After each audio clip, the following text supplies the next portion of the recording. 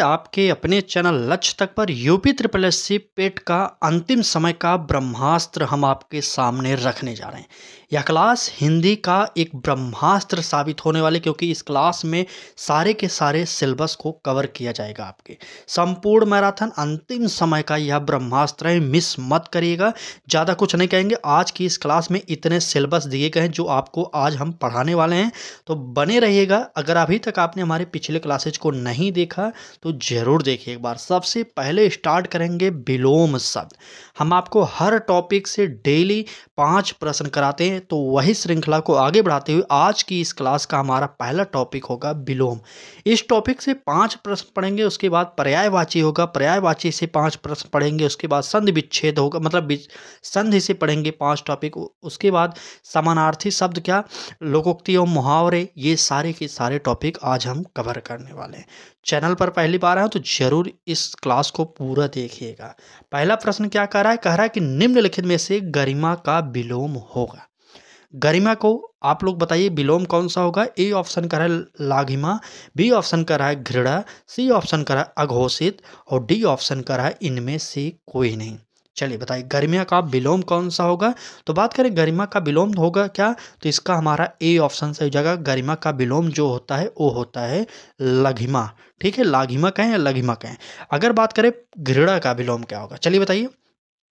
घृणा का जो विलोम होगा वो होगा प्रेम।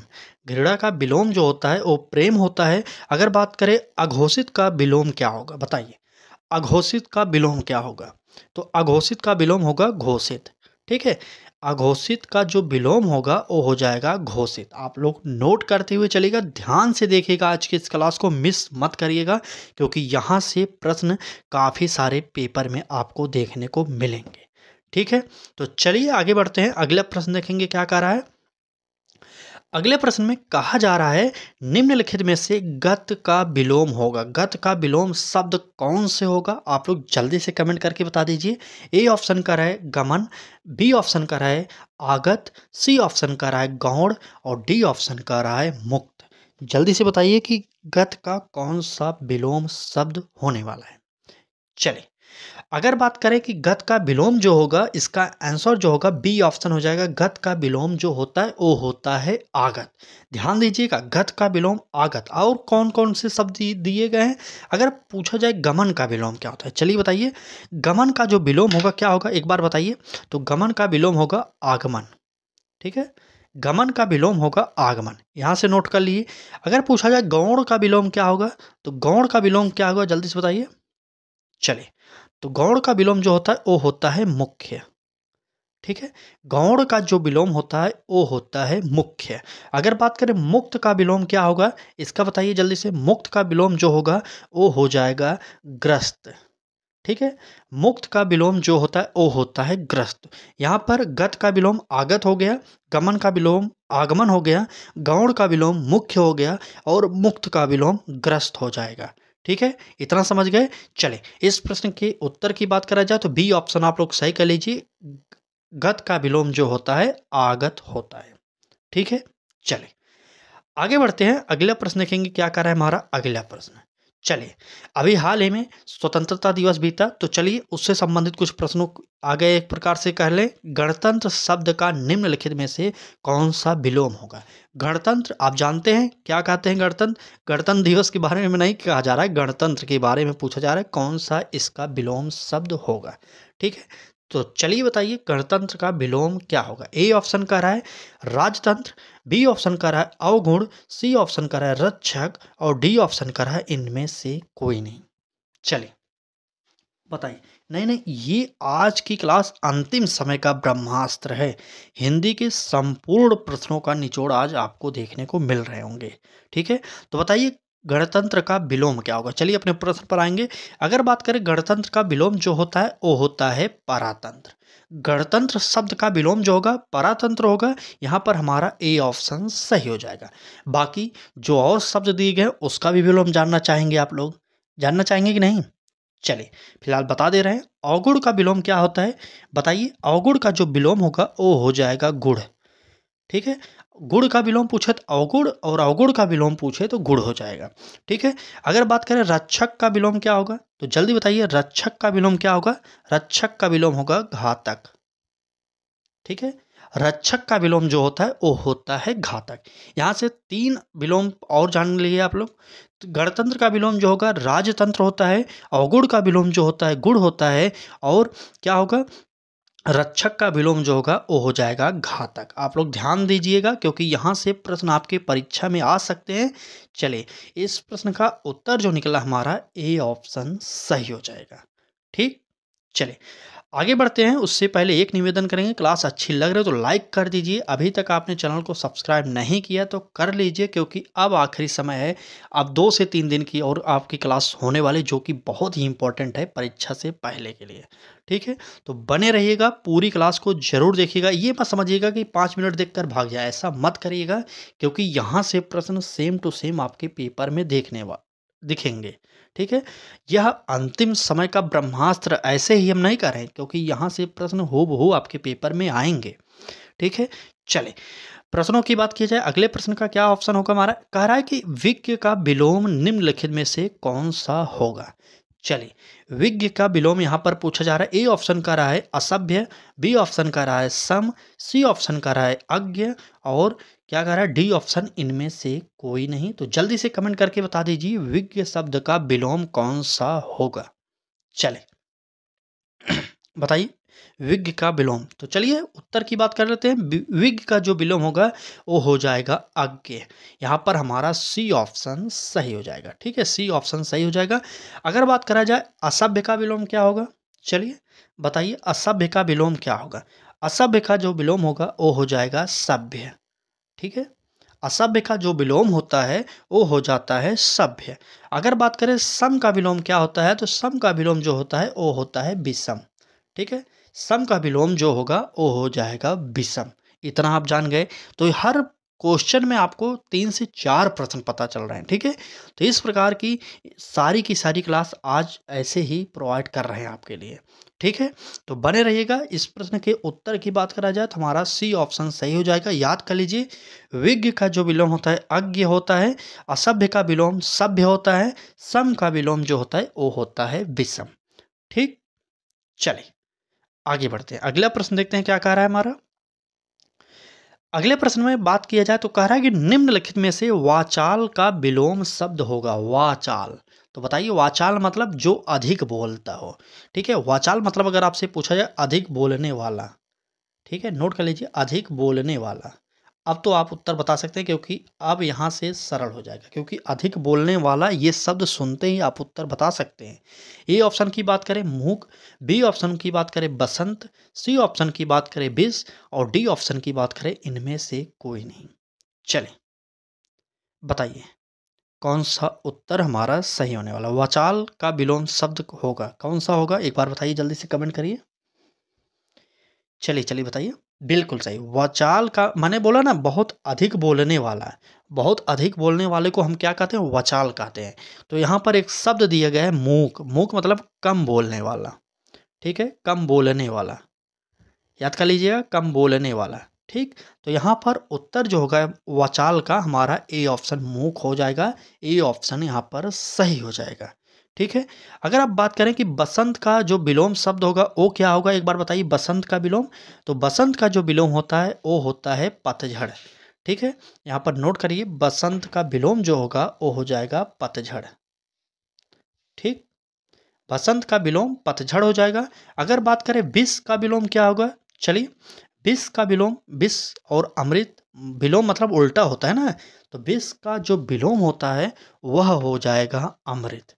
ठीक है, यहाँ पर हमारा ए ऑप्शन सही हो जाएगा, क्योंकि वाचाल का विलोम पूछा गया था। तो वाचाल अधिक बोलने वाला, तो मूक कम बोलने वाला। हमारा ए ऑप्शन इस प्रश्न का सही हो जाएगा।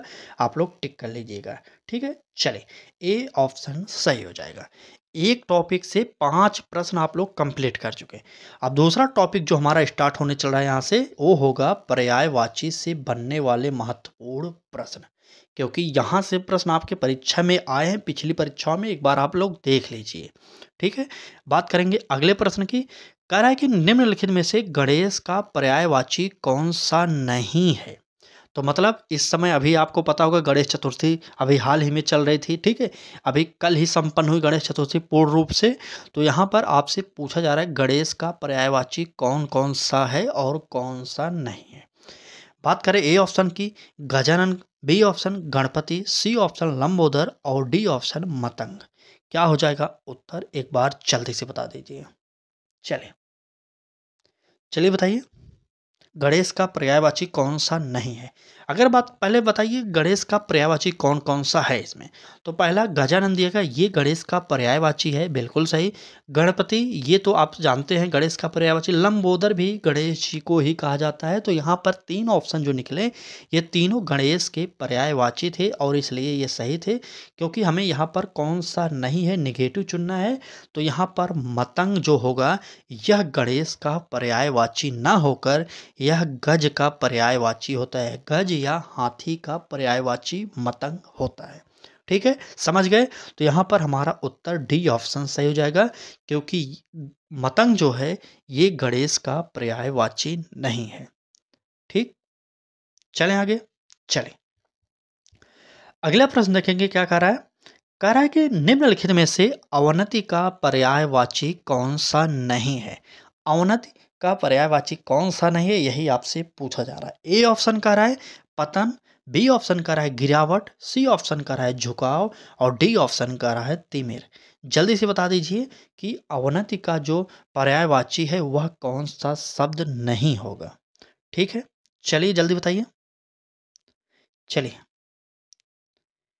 ठीक ठीक, चलिए जल्दी जल्दी बताते रहिए। तो यहाँ पर अवनत का अगर पर्यायवाची पूछा जाए कौन सा नहीं है तो सबसे पहले जान जाइए कि अवनत का पर्यायवाची कौन कौन से इसमें से शब्द हैं। तो पतन जो है ये जो है अवनत का पर्यायवाची है। गिरावट ये भी पर्यायवाची है और झुकाव ये तीनों शब्द जो हैं ये अवनत के पर्यायवाची हैं। बचा जो शब्द वो हो जाएगा तिमिर। तिमिर, तो तिमिर मतलब क्या होता है, तिमिर का पर्यायवाची क्या होगा एक बार बताइए। तिमिर का पर्यायवाची हो जाता है बताइए अंधकार। ठीक है, तिमिर का जो पर्यायवाची होता है वो होता है अंधकार। ठीक, तो यहाँ पर हमारा इस प्रश्न का जो उत्तर होगा वह हो जाएगा डी ऑप्शन हमारा सही हो जाएगा। ठीक है, डी ऑप्शन आप लोग सही करेंगे और आगे बढ़ जाएंगे जल्दी से। एक बार क्लास को लाइक ना किए हो तो लाइक कर दीजिए और जो लोग अंतिम तक देख रहे हैं वो लोग 100% श्योर रहें कि यहाँ से प्रश्न आपके पेपर में आने वाले हैं। ठीक, चलिए डी ऑप्शन सही हो जाएगा ना, बिल्कुल सही। चलिए आगे बढ़ते हैं, अगला प्रश्न देखेंगे। कह रहा है कि निम्नलिखित में से द्विज का पर्यायवाची कौन सा नहीं है। द्विज मतलब क्या होता है आप पहले बताइए, द्विज मतलब क्या होता है। ए ऑप्शन कह रहा है ब्राह्मण, बी ऑप्शन कह रहा है पक्षी, सी ऑप्शन कह रहा है दांत और डी ऑप्शन कह रहा है समूह। चलिए बताइए कौन सा उत्तर सही होने वाला है। बिल्कुल सही। अगर बात करें द्विज का कौन कौन सा पर्यायवाची होगा तो ब्राह्मण, द्विज मतलब ब्राह्मण होता है, द्विज मतलब पक्षी भी होता है और द्विज मतलब दांत भी होता है। तो यहाँ से हमारा उत्तर जो निकलेगा डी ऑप्शन हो जाएगा क्योंकि समूह मतलब क्या होता है, समूह का पर्यायवाची क्या होगा तो समूह का पर्यायवाची दल होता है। ठीक, समूह का पर्यायवाची दल होता है। तो यहाँ पर हमारा इस प्रश्न का उत्तर डी ऑप्शन सही हो जाएगा। चले आगे बढ़ेंगे, अगला प्रश्न देखेंगे क्या कह रहा है। अगले प्रश्न में कहा जा रहा है कि निम्नलिखित में से सहोदर का पर्यायवाची होगा। सहोदर मतलब क्या होता है यही आपसे पूछा जा रहा है। ए ऑप्शन कह रहा है भाई, बी ऑप्शन कह रहा है काया, सी ऑप्शन कह रहा है पहाड़ी और डी ऑप्शन कह रहा है इनमें से कोई नहीं। जल्दी से एक बार बता दीजिए कि सहोदर का पर्यायवाची क्या होता है। चले जल्दी बताइए जल्दी। चलिए जल्दी बता दीजिए सहोदर का पर्यायवाची क्या होगा। बिल्कुल सही। सहोदर का जो पर्यायवाची होता है वो होता है हमारा भाई। ए ऑप्शन सही हो जाएगा। अब बात करेंगे काया का पर्यायवाची क्या होगा बताइए। काया मतलब जानते हैं, काया मतलब होता है शरीर। काया का जो पर्यायवाची होता है वो होता है शरीर। और पाणी का पर्यायवाची, तो पाणी का पर्यायवाची जो होता है वो होता है हाथ।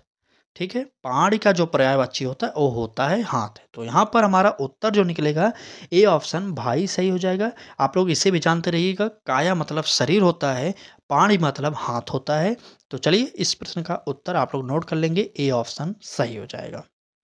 ठीक, चले, तो यहाँ से हम पढ़ चुके 5 टॉपिक, तो मतलब 5 प्रश्न। तो अगला टॉपिक स्टार्ट होगा हमारा वाक्यांशों के लिए एक शब्द। तो यहाँ से जितने भी महत्वपूर्ण प्रश्न बनेंगे हम आपको फिर से 5 प्रश्न इसका भी प्रोवाइड करने चल रहे हैं। तो चलिए स्टार्ट करते हैं और पहला प्रश्न देखते हैं क्या कर रहा है हमारा पहला प्रश्न। ठीक है, चलिए ए ऑफ प्रश्न की बात करें तो कह रहा है कि किसी बात का गूढ़ रहस्य जानने वाला वाक्य के लिए एक शब्द क्या होगा। जल्दी से बता दीजिए कौन सा होगा। ए ऑप्शन कह रहा है मर्मज्ञ, बी ऑप्शन कह रहा है सुविधा, सी ऑप्शन कह रहा है विद्वान और डी ऑप्शन कह रहा है इनमें से कोई नहीं। किसी बात का गूढ़ रहस्य जानने वाले को एक शब्द में क्या कहेंगे। चलिए अब यहाँ से क्लास की स्पीड थोड़ी सी तेज करें, क्योंकि यहाँ से अब हम प्रश्न और उत्तर जल्दी जल्दी पढ़ेंगे, क्योंकि यहाँ पर कुछ बताने वाला अतिरिक्त नहीं होगा। ठीक है, तो चलिए बने रहिएगा, पूरी क्लास को देखिएगा और लाइक शेयर और जुड़ते रहिएगा हमारे साथ। ठीक, चलिए बात करें गूढ़ रहस्य जानने वाले को क्या कहते हैं, तो हमारा उत्तर हो जाएगा मर्मज्ञ कहेंगे। ए ऑप्शन यहाँ पर हमारा सही हो जाएगा। ठीक है, चलिए आगे बढ़ेंगे। अगला प्रश्न की बात करें, क्या कह रहा है। अगला प्रश्न कह रहा है ना बहुत गर्म ना बहुत ठंडा क्या कहलाता है एक शब्द में, यह शब्द बताइए। ए ऑप्शन कह रहा है समशीत, बी ऑप्शन कह रहा है उष्ण कटिबंध, सी ऑप्शन कह रहा है समशीतोष्ण और डी ऑप्शन कह रहा है इनमें से कोई नहीं। चलिए जल्दी बता दीजिए। जो ना बहुत गर्म हो ना बहुत ठंडा उसे हम क्या कहते हैं, तो उसे हम कहते हैं बिल्कुल सही समशीतोष्ण कहते हैं। यहाँ पर हमारा ऑप्शन में सी ऑप्शन दिया गया है समशीतोष्ण, यहाँ पर सी ऑप्शन सही हो जाएगा। ठीक, चले आगे बढ़ते हैं। अगला प्रश्न देखेंगे क्या कह रहा है। अगले प्रश्न में कहा जा रहा है कि जो मापा ना जा सके के लिए एक शब्द क्या होता है। मतलब कोई चीज़ है अगर हम उसे माप नहीं सकते तो उससे हम कैसे परिभाषित करेंगे एक शब्द में, आप लोग जल्दी से बताइए। ए ऑप्शन कर है अमानत, बी ऑप्शन कर है अपरिग्रह, सी ऑप्शन कर है अपरिमेय और डी ऑप्शन कर है अतुल्य। जल्दी से बता दीजिए जो मापा ना जा सके उसे हम क्या कहेंगे। चलिए बताइए, जल्दी से बता दीजिए कौन सा उत्तर हमारा यहाँ पर सही होने वाला है। तो बात करेंगे इस प्रश्न के उत्तर की, जो मापा ना जा सके उसे हम क्या कहेंगे, तो उसे हम कहते हैं अपरिमेय। ठीक है, तो इस प्रश्न का उत्तर हमारा जो निकलेगा सी ऑप्शन सही हो जाएगा। चलें आगे बढ़ेंगे। अगला प्रश्न देखेंगे क्या कह रहा है। कह रहा है कि जो पूजा के योग्य हो, ठीक है, जो पूजा के योग्य हो के लिए एक शब्द होगा। बताइए जो पूजा के योग्य हो क्या कहेंगे उसे। ए ऑप्शन करा है पूजनीय, बी ऑप्शन करा है पूज्य, सी ऑप्शन करा है पूजनीय और डी ऑप्शन करा है इनमें से कोई नहीं। चलिए बताइए कौन सा उत्तर हमारा सही होने वाला है। जो पूजा के योग्य हो उसे हम क्या कहेंगे एक शब्द में, तो उत्तर हो जाएगा हमारा पूज्य। ठीक है, जिसकी हम पूजा कर सकते हैं, जो पूजा के योग्य हो उसे हम पूज्य कहते हैं। तो इस प्रश्न का उत्तर जो निकलेगा बी ऑप्शन सही हो जाएगा।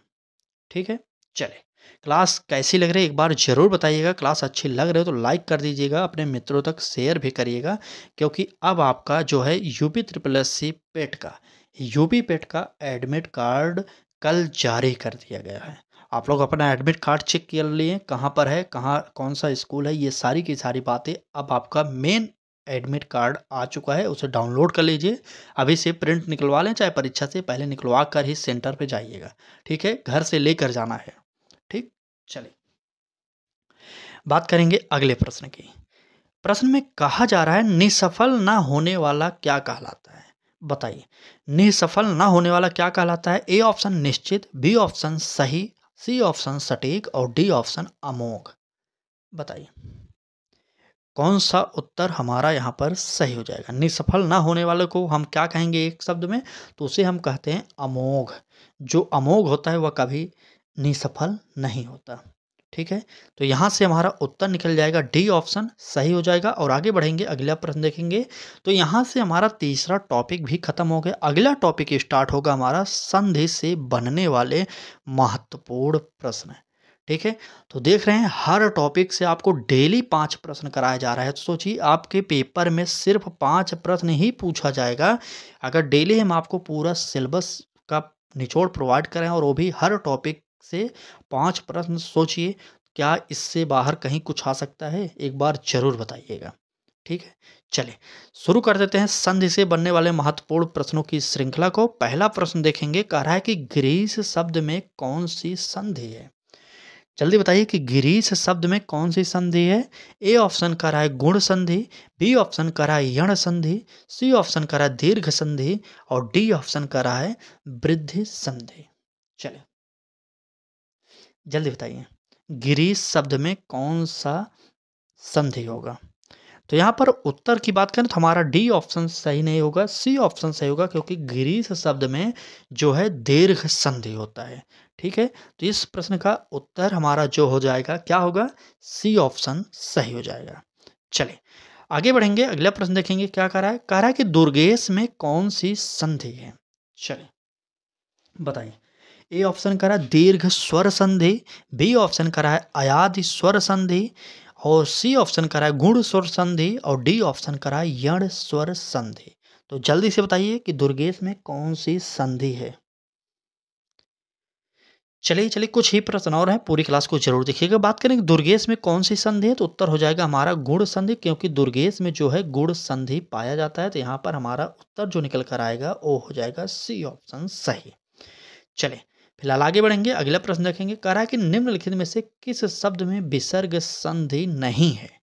ए ऑप्शन कह रहा है नीरज, बी ऑप्शन कह रहा है निरोग, सी ऑप्शन कह रहा है नीरव और डी ऑप्शन कह रहा है इनमें से मतलब न्यून। चलिए बताइए विसर्ग संधि किसमें नहीं? अगर बात करें कि नीरज में तो विसर्ग संधि होता है, निरोग में निह धन रोग होता है, नीरव में निह धन रव होता है। ठीक है, तो यहाँ पर तीनों शब्द में जो है विसर्ग संधि हो जाएगा। ठीक, तीनों संधि में जो है विसर्ग संधि हो जाएगा, तो हमारा उत्तर जो हो जाएगा यहाँ पर न्यून हो जाएगा, क्योंकि यही हमारा ऑप्शन डी सही हो जाएगा। ठीक है, तो यहाँ पर इस प्रश्न का उत्तर जो निकलेगा हमारा वो हो जाएगा बी। बी नहीं होगा, बी नहीं होगा, डी होगा। डी ऑप्शन सही हो जाएगा। चले अगला प्रश्न देखेंगे क्या कह रहा है हमारा अगला प्रश्न। अगले प्रश्न में कहा जा रहा है कि निम्नलिखित में से प्रत्यावर्तन में कौन सी संधि होगी? जल्दी से बता दीजिए कौन सी संधि होगी। ए ऑप्शन करा दीर्घ स्वर संधि, बी ऑप्शन करा गुण स्वर संधि, सी ऑप्शन करा यण स्वर संधि और डी ऑप्शन करा वृद्धि स्वर संधि। बताइए प्रत्याधन वर्तन में, बताइए प्रतिधन आवर्तन होता है, इसका संधि विच्छेद नोट कर लीजिएगा। प्रतिधन आवर्तन, ठीक, प्रतिधन आवर्तन इसका संधि विच्छेद होगा। अब बताइए कि प्रत्यावर्तन में कौन सी संधि होगी? तो बिल्कुल सही, हमारा प्रतिधन आवरण जो होगा उसका क्या अभी मैंने बताया, प्रतिधन आवर्तन होगा। ठीक है, प्रतिधन आवर्तन नोट कर लीजिए, आवर्तन। ठीक है, प्रतिधन आवर्तन यहाँ पर संधि विच्छेद हो जाएगा, तो इसमें जो होगा वो हो जाएगा यण संधि। सी ऑप्शन हमारा सही हो जाएगा। ठीक है, तो आज की इस क्लास में बस इतने ही प्रश्न थे। बाकी क्लास अच्छी लगी हो तो लाइक कर दीजिएगा। चैनल को अभी तक आपने सब्सक्राइब नहीं किया तो एक बार सब्सक्राइब कर लीजिए और बेल आइकन को भी ऑन कर लीजिए, क्योंकि आपको सभी परीक्षाओं की क्लासेज हमारे चैनल पर फ्री में प्रोवाइड की जाती है। और आप लोग अपना एडमिट कार्ड डाउनलोड कर लिए होंगे। अब आखिरी के जो भी 3 से 4 दिन बचे हैं, आप लोग हद से ज़्यादा मेहनत करिए, क्योंकि इसके बाद आपको रेस्ट करने का मौका भी मिल जाएगा। ठीक है, तो चलिए आज की क्लास कैसी लगी या कमेंट करके ज़रूर बताइए दीजिएगा। बाकी कल फिर मिलेंगे सुबह 10 बजे, तैयार रहिएगा। धन्यवाद।